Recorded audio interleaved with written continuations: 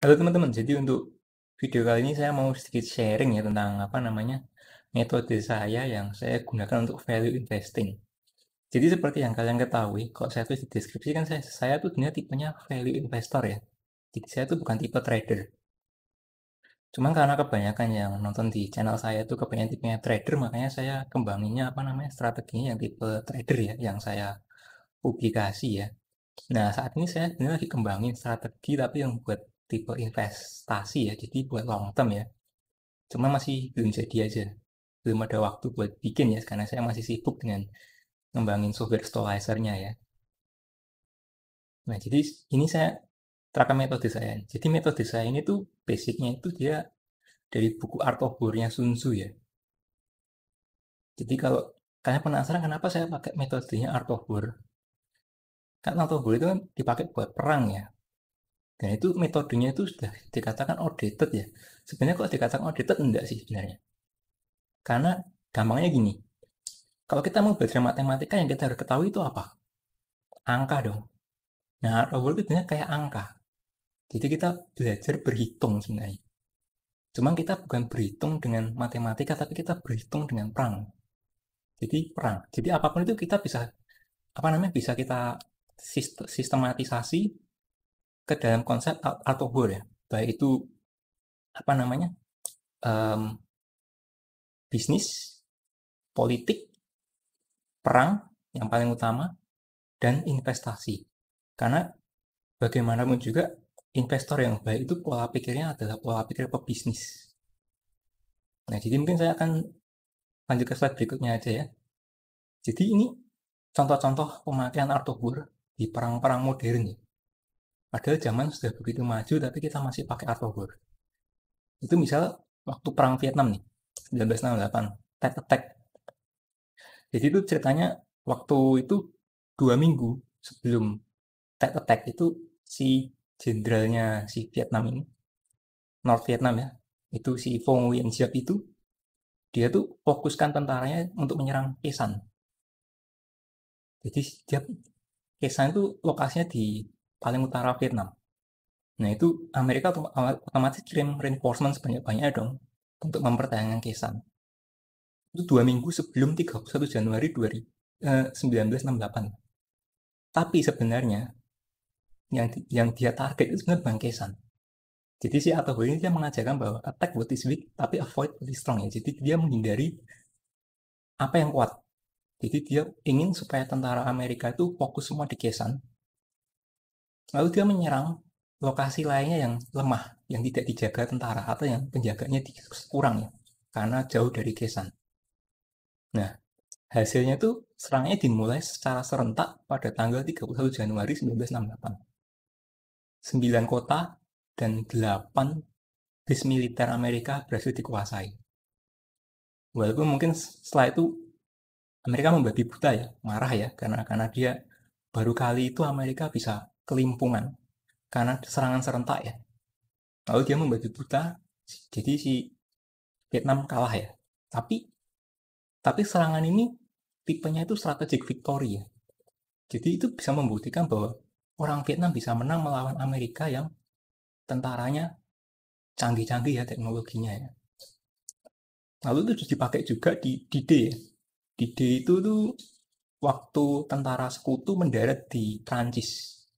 Jadi waktu itu si intelijennya Inggris itu sekutu itu dia nyebarin informasinya salah.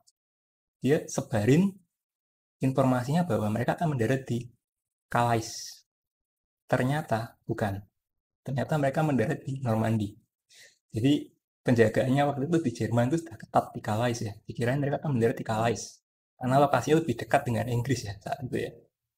Tapi ternyata mereka mendaratnya di Normandy. Itu tahun 1944.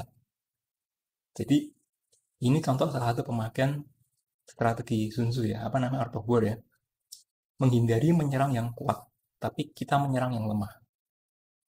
Lalu dipakai juga nih misal, jadi di Art of War Sun Tzu ini juga ada itu energi dan stamina ya. Jadi dia itu ini konsepnya energi dan stamina. Jadi kalau saya mau menyerang ke suatu wilayah, itu semakin jauh atau semakin lama, itu kita cenderung lelah, moral kita juga drop, dan biasanya kalau sudah gitu kita kalah.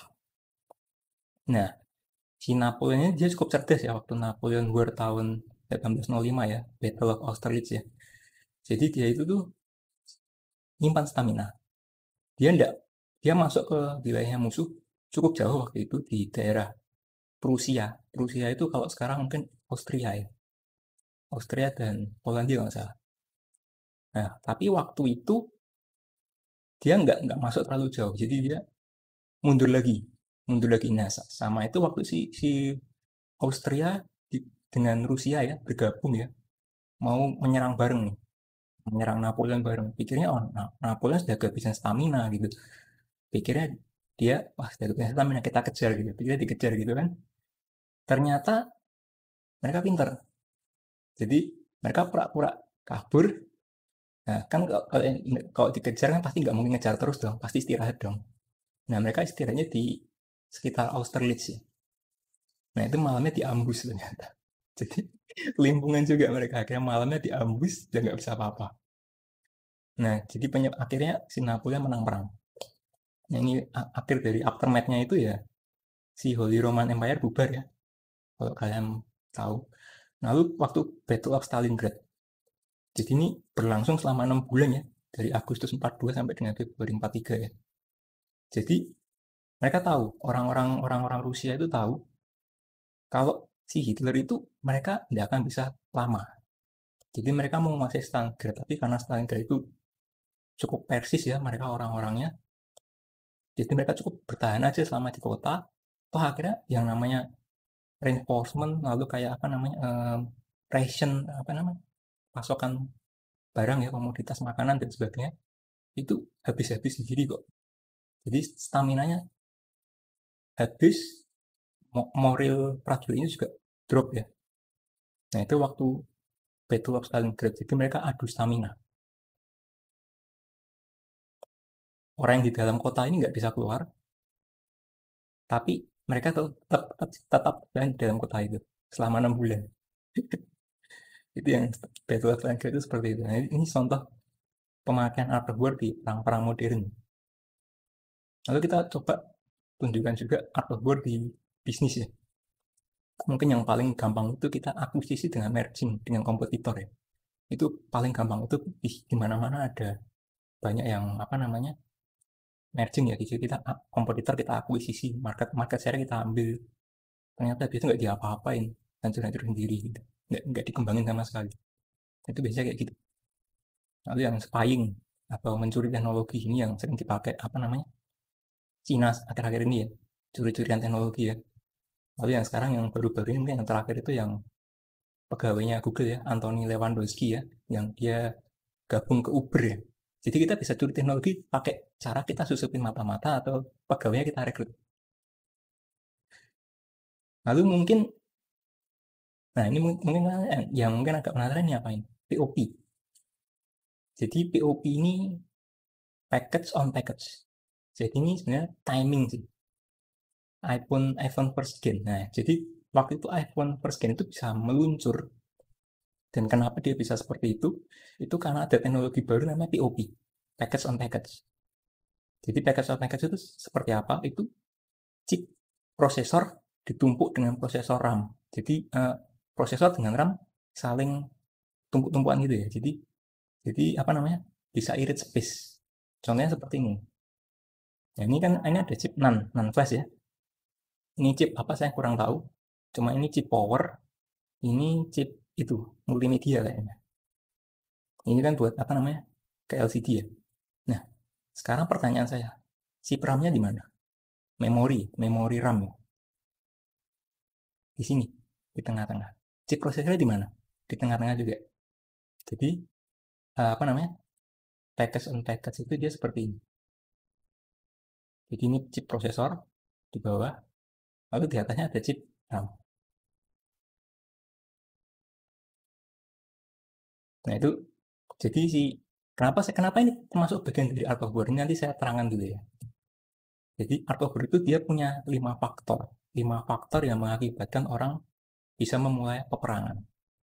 5 faktor ini yaitu prinsip moral, prinsip moral itu sebenarnya apa? Dia itu asas pembenarannya ya. Jadi orang kalau mau perang itu yang penting itu apa? Dia punya asas pembenaran. Kita nggak mungkin bisa perang tanpa ada asas pembenaran. Biasanya rakyat akan cenderung menolak. Lalu bumi atau tanah ya.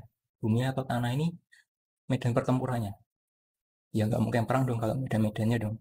Analoginya gitu. Lalu langit. Langit ini misal kayak iklim, cuaca, bencana. Jadi kalau iklimnya atau cuaca nggak memungkinkan, biasanya kita nggak mungkin bisa perang juga. Gitu. Lalu tim dan disiplin, terakhir pemimpin ya. Nah, ini saya terangkan sifatnya seperti apa ya. Jadi untuk prinsip moral itu sebenarnya gabungan antara eksternal dengan internal ya. Jadi dia itu sifatnya kolektif. Jadi ini bisa kita buat pakai sistem propaganda. Tapi ujung-ujungnya yang akan menerima itu adalah masyarakat ya, society ya.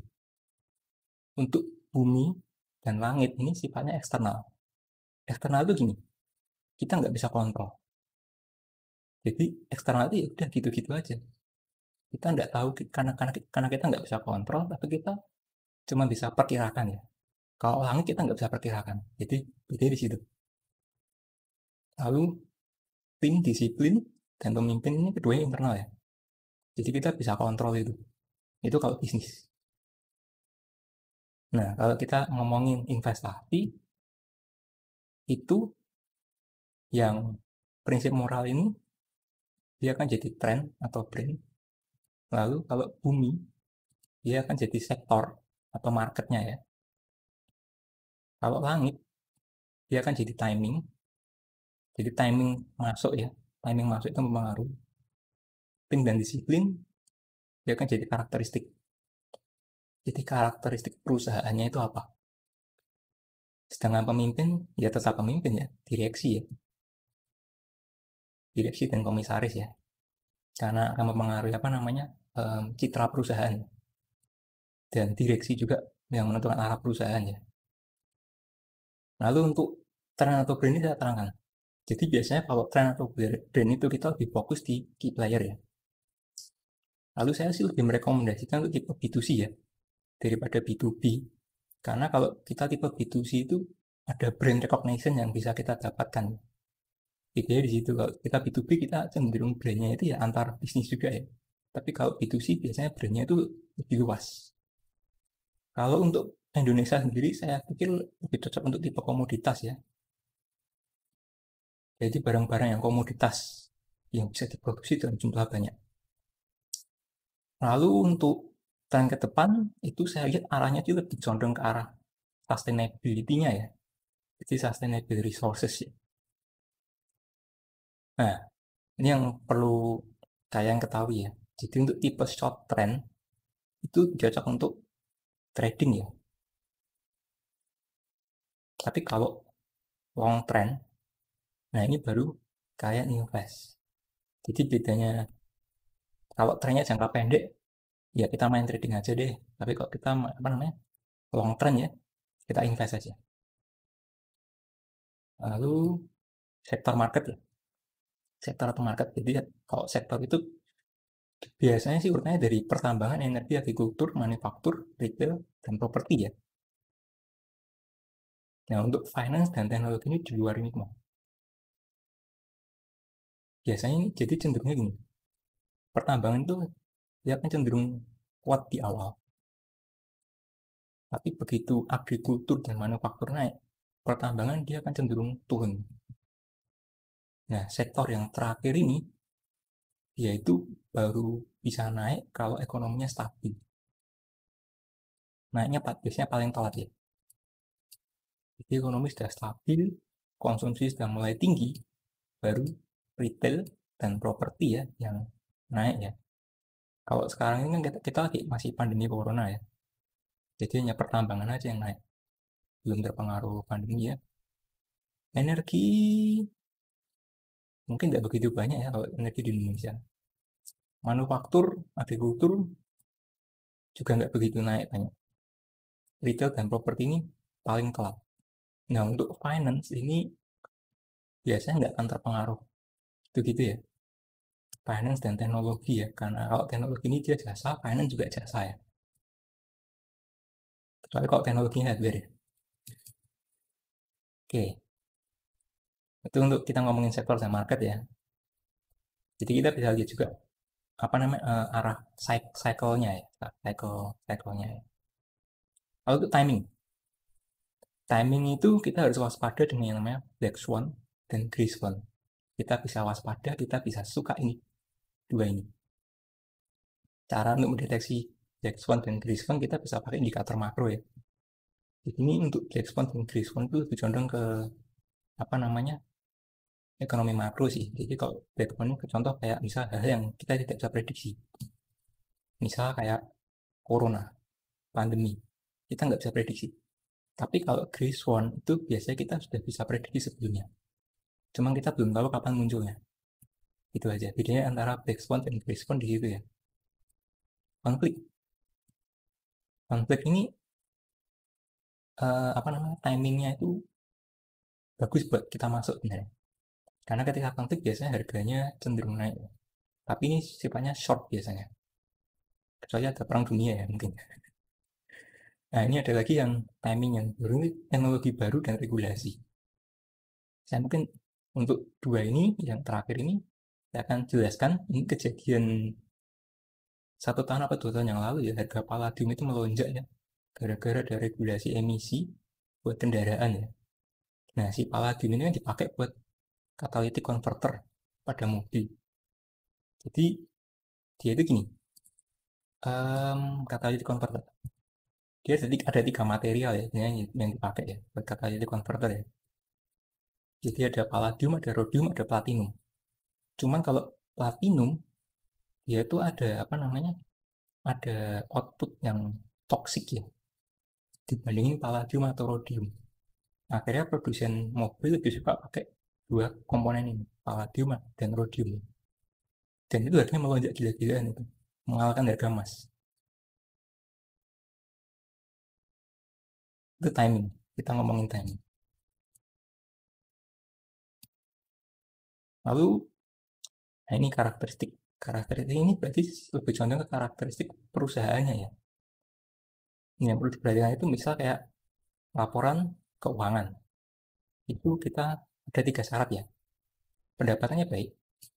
Jadi kita bisa lihat dari Stollizer itu trennya gimana pendapatannya. Apakah negatif atau selalu positif. Dividennya rutin. Ini syarat banget ya. Jangan sampai kita dibohongi sama emiten ya. Biasanya kalau emiten suka nipu-nipu, mereka nggak suka ngasih dividen. Nggak akan ngasih. Jadi, lu kalau kayak gitu trading aja deh. Jangan invest. Itu aja. Expense-nya gimana? Expense itu gini. Jadi, mereka pengeluarannya gimana? Semakin kecil pengeluarannya, berarti pendapatannya bisa lebih gede ya, profit marginnya ya. Lebih kayaknya gitu. Itu karakteristik perusahaannya ya. Apakah expense-nya makin besar atau makin kecil ya?